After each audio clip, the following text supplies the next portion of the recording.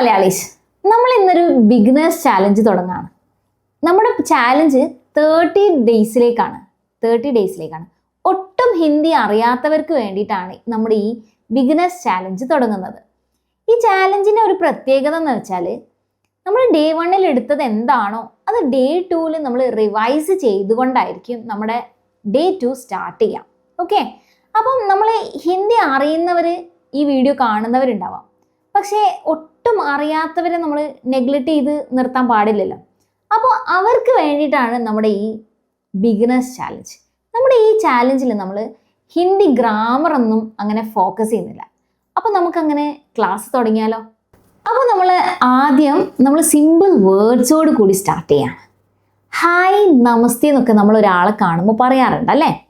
അപ്പോൾ ഹായ് നമസ്തേ പറയാൻ, hello hi എന്ന് പറയാൻ നമ്മൾ നമസ്തേ എന്നാണ് യൂസ് ചെയ്യുക. എന്താണ് യൂസ് ചെയ്യേണ്ടത്? നമസ്തേ എന്നാണ് യൂസ് ചെയ്യേണ്ടത്. ഓക്കെ, ഇനി നമ്മൾ അല്ല, ആണ് എന്നൊക്കെ യൂസ് ചെയ്യാറുണ്ട്. യെസ്, നോ എന്നതൊക്കെ യൂസ് ചെയ്യാറുണ്ട് അല്ലേ? അപ്പം യെസ് പറയാൻ ഹാ, യെസ് എന്ന് പറയാൻ ഹാ എന്നതാണ് യൂസ് ചെയ്യുക. അല്ലെങ്കിൽ അല്ല എന്ന് പറയാൻ നെഹി എന്നാണ് യൂസ് ചെയ്യുക. നെഹി നോ ആണ്. ഓക്കെ, അല്ല എന്ന് സൂചിപ്പിക്കാനാണ്. അപ്പോൾ ഞാനൊരു ക്വസ്റ്റ്യൻ ചോദിക്കാം നിങ്ങളോട്. ആപ്കോ ഹിന്ദി പസന്ത് ഹേ? നിങ്ങൾക്ക് ഹിന്ദി ഇഷ്ടമാണോ? ആപ്കോ ഹിന്ദി പസന്ത് ഹേ? നിങ്ങൾക്ക് ഹിന്ദി ഇഷ്ടമാണോ?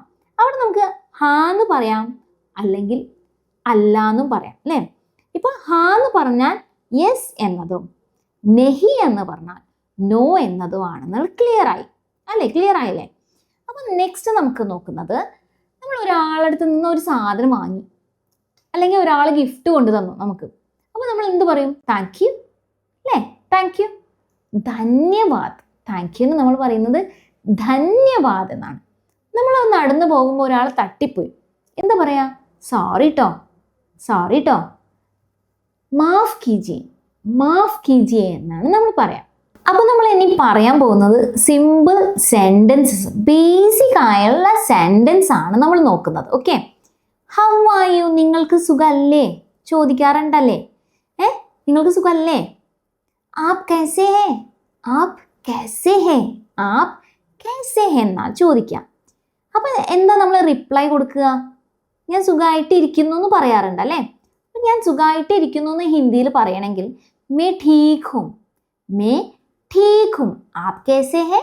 മേ ഠീക് ഹും എന്ന് പറയും. ഓക്കെ, ഇനി നെക്സ്റ്റ് സെൻറ്റൻസ് വരുന്നത്, നിങ്ങളുടെ പേരെന്താ? ആപ്കാ നാം ക്യാ ഹേ? ആപ്കാ നാം ക്യാ ഹേ? ആപ്കാ നാം ക്യാ ഹേ? നിങ്ങളുടെ പേരെന്താ? ആപ്കാ നാം ക്യാ ഹേ?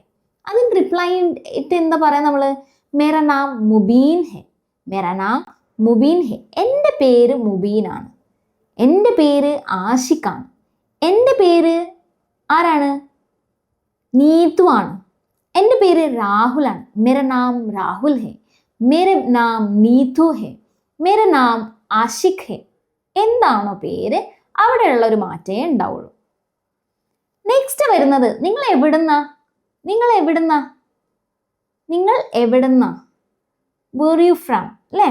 ആപ് കഹാൻ സേ ഹേ? മേ കേരള സേ ഹും. ഞാൻ കേരളത്തിൽ നിന്നാണ്.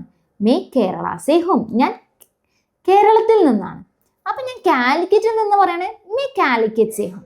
അപ്പം ഞാൻ എറണാകുളത്ത് നിന്നാണ്, മേ എറണാകുളം സേ ഹും. ഞാൻ ദുബായിൽ നിന്നാണെങ്കിൽ മേ ദുബായ് സേ ഹും. നമ്മളിനി ഡെയിലി യൂസേജ് ചെയ്യുന്ന സെൻറ്റൻസുകളാണ് നമ്മൾ നോക്കാൻ പോകുന്നത്. അപ്പം ഞാൻ വീട്ടിലാണെന്ന് പറയാൻ മേ ഘർ മേ ഹും എന്ന് പറയും. മേ ഘർ മേ ഹും. ഞാൻ ഇനി മാർക്കറ്റിലാണ്, മേ ബാസാർ മേ ഹും എന്ന് പറയും. ഇനി ഞാൻ മാർക്കറ്റിലേക്ക് പോവുകയാണ്, മേ ബാസാർ ജാ രഹാ ഹും. ഇവിടെ ജാ രഹാ ഹും എന്ന് പറയുന്നത് ആൺകുട്ടികളാണ്. ഓക്കെ, അപ്പം പെൺകുട്ടികളാകുമ്പം ജാ രഹി ഹും എന്നാണ് നമ്മൾ യൂസ് ചെയ്യേണ്ടത്. ജാ രഹാ ഹും എന്നത് ആൺകുട്ടികളും ജാ രഹി ഹും എന്നത് പെൺകുട്ടികളുമാണ് യൂസ് ചെയ്യുക.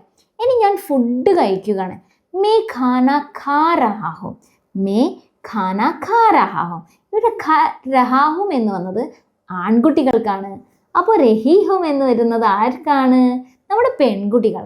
മേ ഖാന ഖാ രഹീഹും, മേ ഖാന ഖാ രഹീഹും എന്നാണ് പറയാം.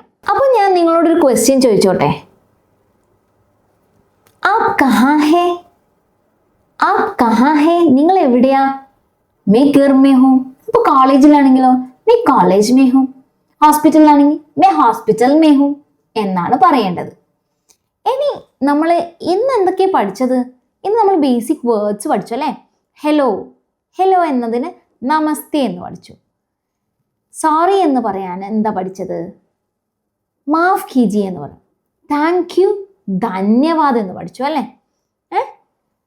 പേര് ചോദിക്കാൻ പഠിച്ചു. ആപ്കാ നാം ക്യാ ഹേ എന്നത് പഠിച്ചു. അതിന് റിപ്ലൈ മേരാ നാം മുബീൻ ഹേ എന്ന് പറയാൻ പഠിച്ചു അല്ലേ? അപ്പോൾ ഇതൊക്കെ ഒന്ന് നിങ്ങൾ ഒന്നും കൂടെ ഇരുന്ന് വാച്ച് ചെയ്യുക. നിങ്ങൾ പറഞ്ഞു പഠിക്കുക.